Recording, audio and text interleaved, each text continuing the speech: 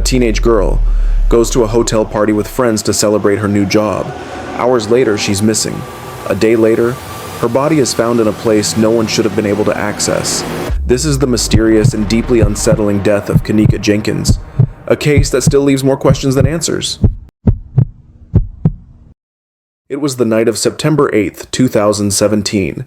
Kenneka Jenkins, 19 years old, told her mother she was going out with friends.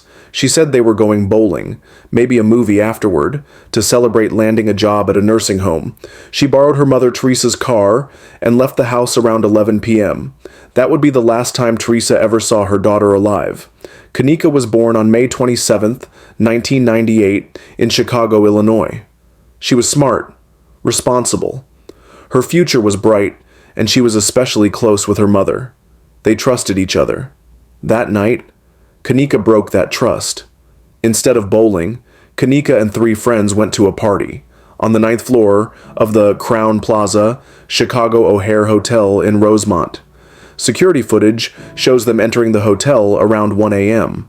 The girls recorded Snapchat videos and Facebook stories from the party, but it quickly became clear they weren't having a good time. According to their posts, the men at the party were aggressively flirting with them, refusing to back off even after being told no. At 1:30 a.m., Kenneka sent a final text to her sister. That was the last time her family heard from her. Around 3 a.m., the girls decided to leave the party. But once in the hotel lobby, Kenneka realized something. She had left her phone, car keys, and other belongings back in the room. Because Kenneka was clearly intoxicated, staggering, barely able to walk, her friends decided to go retrieve her things and left her alone. That decision would prove to be a terrible mistake. By the time they returned, Kenneka was gone. They searched the hotel but couldn't find her. Between 4 and 4:30 a.m., they finally called her mother, Teresa, asking if maybe Kenneka had found her way back home. She hadn't. Worried, they drove to Teresa's house and then back to the hotel to continue searching. But Teresa immediately sensed something was wrong. She didn't trust her daughter's friends. She could tell they had been drinking, possibly using drugs, and when she asked if Kenneka had been drinking too, they claimed she only had 1 drink. But Teresa knew better. Kenneka wasn't good with alcohol. Even 1 drink was too much for her. She begged the front desk to check security footage or help search the building, but the hotel refused. They said only police could access the tapes.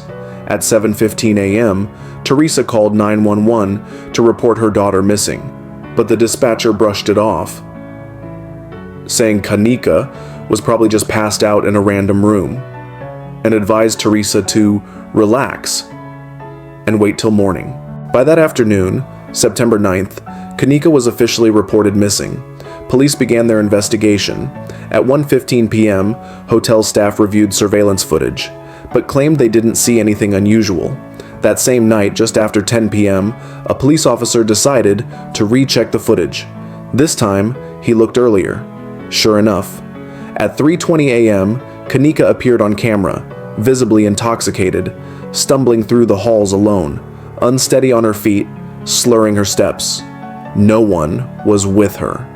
Following her path through the hotel, Kenneka wandered across multiple floors and hallways. Eventually, she found her way into a kitchen area that was under renovation. This section of the hotel wasn't even supposed to be accessible to guests. The final footage of Kenneka shows her entering that kitchen. Moments later, she walks off camera toward the back, toward a large industrial freezer. She never came out. Police sent another search team. They followed the surveillance path and discovered her body. She was found inside the freezer, frozen solid. Kenneka Jenkins was pronounced dead. The cause of death, hypothermia. But many, including her mother, don't believe it was that simple. There are serious doubts and disturbing theories. Some believe someone lured Kenneka into that kitchen, possibly an employee who had access, and locked her in. Others think she was attacked or drugged at the party, then placed in the freezer later as part of a cover-up. There were strange gaps in the footage, moments missing, angled cameras that didn't quite show her full movements. There was also a black garbage bag inside the freezer with her, its contents never publicly disclosed. And then there's the hotel itself. The party that night was reportedly paid for using stolen credit cards. There were multiple reports of underage drinking and illegal drug use inside the room. Despite several noise complaints, hotel staff never shut it down. They knew it was happening and did nothing. Could the hotel have been trying to avoid liability by covering up the real events? Or was Kenneka's death truly just a tragic accident? To this day, no one knows for sure. The footage leaves too many questions. The investigation, too many holes. And her mother, Teresa? She's still searching for answers. On a quiet Sunday afternoon in December of 1958, a family of 5 drove off for what should have been a simple trip into the forest. They never returned. What followed was a mystery that would baffle police, haunt investigators, and leave 3 members of the family never seen again. Sunday, December 7th, 1958, around 1 p.m., the Martin family, Ken, Barbara, and their 3 daughters, packed into their red and cream-colored 1954 Ford station wagon. Their plan was simple: head toward the Columbia River Gorge to gather greenery for Christmas decorations. 3 hours later, they stopped at a gas station in Cascade Locks, about 40 miles from their home. From there, they drove another 20 miles to Hood River, where they ate at a local place called Paradise Snack Bar. According to their waitress, the family was in good spirits. They left around 5 p.m. That was the last confirmed sighting of the Martin family. Ken was known for avoiding night driving due to his eyesight, which made their decision to stay out so late a little unusual. By December 9th, Ken hadn't shown up for work. His boss grew concerned. This was completely out of character. That night, police visited the Martin residence. There was no sign of a break-in, no foul play. Dishes were still in the sink. Laundry was in the machine. And a Santa suit from a Christmas party was laid out on a bed. Everything suggested the Martins fully intended to come home. Soon, 5 different police agencies launched separate investigations. The family had definitely been at the gas station. They had definitely eaten at the restaurant. But after that, nothing. Then came the reports. A white Chevy, abandoned near Cascade Locks, reported stolen from Los Angeles. That led police to 2 ex-convicts, Roy Light and Lester Price. The owner of the Paradise Snack Bar said these men were at the restaurant around the same time as the Martins and left shortly after. But without solid evidence, they were never questioned. Then came more disturbing leads. Witnesses claimed they saw the Martin station wagon parked beneath the Bridge of the Gods. 2 men standing beside it, speaking to the family inside. If that was true, it may have been the last time the Martins were seen alive. A few days later, tire tracks were found leading off a cliff above the Columbia River. Paint chips, cream-colored, matching the family's car, were found on the rocks below. It looked suspicious. The location wasn't close to any road, meaning this probably wasn't an accident. But even then, when Detective Walter Graven pushed to search the area, his request was denied by 2 officers, who claimed it was too dangerous for divers. Yet experienced divers disagreed. They believed it could have, and should have, been done. Then, months later, a grim discovery. On the morning of May 2nd, 1959, a fisherman and his wife spotted 2 bodies floating near the Bonneville Dam on the Columbia River. They belonged to 11-year-old Susan and 13-year-old Virginia Martin. Their official cause of death was drowning, but a technician noted what looked like bullet wounds on both girls' heads. Still, the medical examiner, Dr. Waterman, claimed no such wounds were found. He would later report receiving threatening phone calls from a young male voice, telling him to keep quiet or else. Now, there was one more family member, Donald Martin, the only surviving son. Donald had been estranged from his family. Reports suggested he may have been gay and had a troubled relationship with his parents after being caught with another man. When his family vanished, Donald didn't return to Oregon. He later claimed his Aunt Charlotte told him not to. Charlotte denied this. She said she never understood why Donald didn't come to help. He also missed both of his sisters' memorial services, claiming he got the dates mixed up. As the only surviving relative, Donald inherited the Martin estate, roughly $36,000 at the time. Then came something even darker.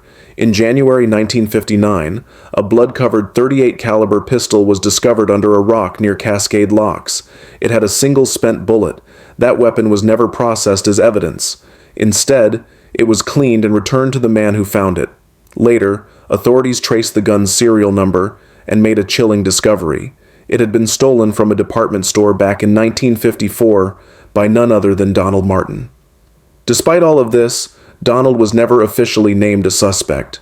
To this day, no one knows what really happened to Ken, Barbara, or their daughter Barbie. Their bodies, and the family's station wagon, remain missing.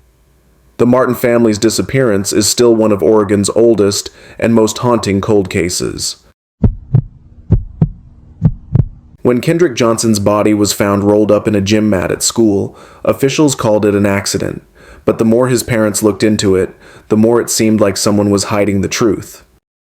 On January 10, 2013, 17-year-old Kendrick Johnson was reported missing by his family after failing to return home from school the previous day. He was a student at Lowndes High School in Valdosta, Georgia, known for being athletic, soft-spoken, and respectful. His disappearance immediately raised alarm bells. Kendrick wasn't the type to just vanish without a word. The next day, around 10 a.m., Kendrick's lifeless body was discovered by students inside the school gym. But the way he was found was deeply disturbing. He had been stuffed headfirst into an upright rolled-up gym mat, his body upside down, feet in the air. Police quickly ruled it as a tragic accident. They claimed Kendrick must have dropped a shoe inside the rolled mat and suffocated while trying to retrieve it. They said there were no signs of foul play. But Kendrick's family didn't buy it. And when you hear the details, you may not either. Kendrick's face was badly swollen, almost unrecognizable. His internal organs were missing, replaced with newspaper by the time of the second autopsy, something the funeral home later admitted to doing, but called standard practice. His parents demanded an independent autopsy, which found something very different than the original report. The cause of death was listed as blunt force trauma to the neck, not positional asphyxia like authorities claimed. Then, there was the security footage from the gym. A total of 4 cameras captured parts of Kendrick's final moments. Yet some footage was missing or corrupted. The timestamps didn't match up. Whole chunks of video were gone. This only deepened suspicions. Students and friends were questioned, but no arrests were ever made. There were rumors involving 2 brothers, sons of an FBI agent who had allegedly gotten into a fight with Kendrick months prior. But nothing ever came of it.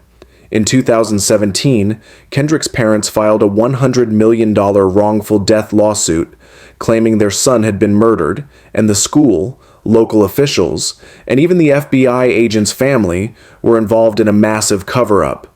But in 2021, the case was officially closed again, with the sheriff reaffirming the original conclusion, accidental death. Still, questions linger. This case still leaves behind more questions than answers, and we may never truly know what happened. But one thing is certain, Kendrick Johnson should not be forgotten.